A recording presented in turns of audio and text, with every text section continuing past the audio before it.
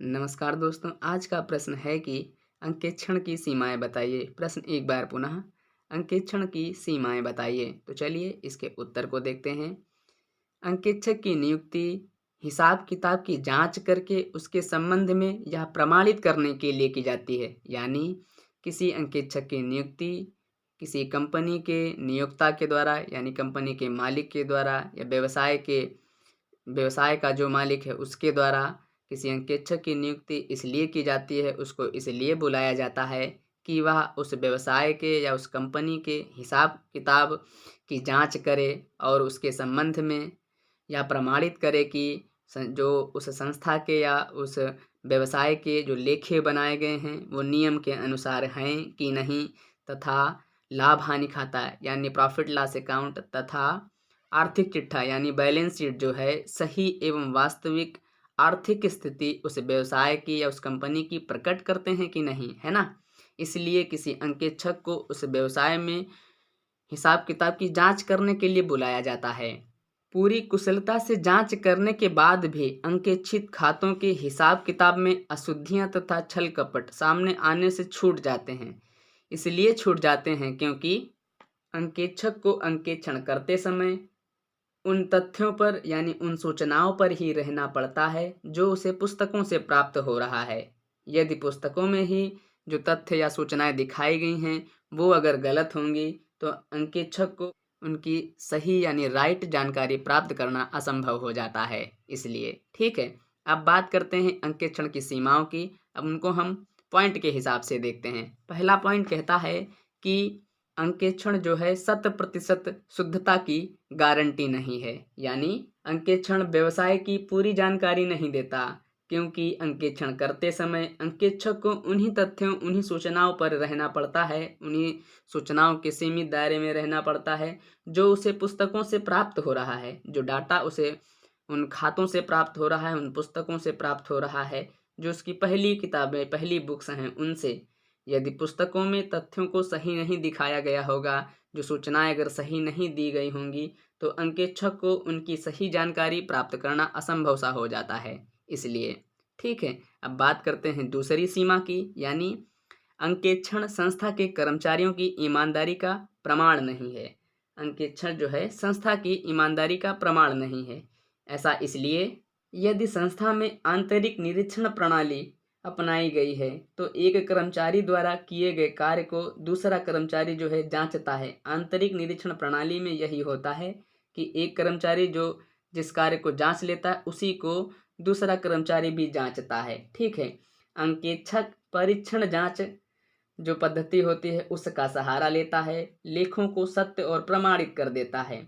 आंतरिक निरीक्षण प्रणाली में 2 या 2 से अधिक कर्मचारी मिलकर कपट भी कर सकते हैं, आपस में साठ-गांठ सकते हैं, है ना? अगर ऐसा कर लेंगे तो अंकेक्षण के दौरान उनकी गलतियां सामने नहीं आ पाती हैं। इसलिए अंकेक्षण हो जाने के बाद भी कुछ गलतियां उसमें रह जाती हैं और यह स्पष्ट भी नहीं हो पाता कि संस्था के कर्मचारियों ने उस अवधि में ईमानदारी से कार्य किया है कि नहीं, है ना?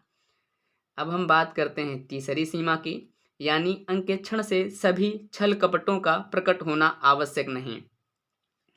ठीक है, तीसरा पॉइंट, क्योंकि अंकेक्षक जो है अपनी योग्यता के अनुसार उचित सावधानी से, चतुराई से, ईमानदारी से अंकेक्षण करता है। मतलब अपनी ओर से वो पूरा 100% देता है, लेकिन यदि कोई कपट उसके सामने नहीं आता तो वह लेखों को जो है सत्य प्रमाणित कर देगा। जाहिर सी बात है, जब उसके सामने कोई गलती नहीं फंसेगी तो वह उन सभी खातों को पूरा सत्य और उचित ठहरा देगा, है ना? कभी कभी क्या होता है कि संस्था के जो उच्च प्रबंधक होते हैं, है ना, जो विश्वास पात्र होंगे संस्था के अंदर, अगर वे ही एक नियम प्रणाली के अनुसार क्रमबद्ध रूप से अगर वो घपला कर दें, छल कपट कर दें, तो ऐसी गलतियां पकड़ में नहीं आती हैं और वह गलतियां जो हैं अंकेक्षक के सामने आने से भी छूट जाती हैं। इसीलिए अंकेक्षण से सभी छल कपट आसानी से प्रकट नहीं हो पाते। अब बात करते हैं चौथे पॉइंट की, चौथी सीमा की, यानी अंकेक्षक छोटी बातों पर ध्यान नहीं देता है।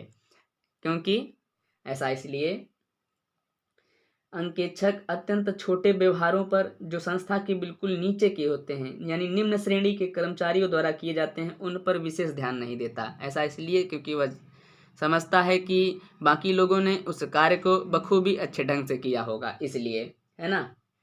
वह केवल लाभ हानि खाते तथा चिट्ठे से संबंधित व्यवहारों पर ही पूर्ण ध्यान देता है।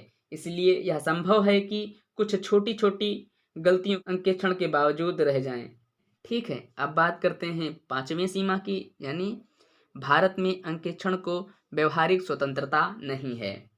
वैसे तो अंकेक्षक के अधिकार, कर्तव्य तथा दायित्व कंपनी विधान के द्वारा निश्चित होते हैं और इसके अनुसार ही अंकेक्षक एक स्वतंत्र व्यक्ति माना जाता है।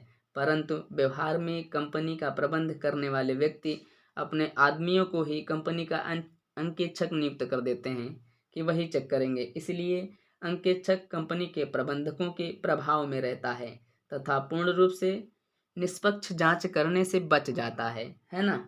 जांच कर ही नहीं पाता, बच क्या जाए।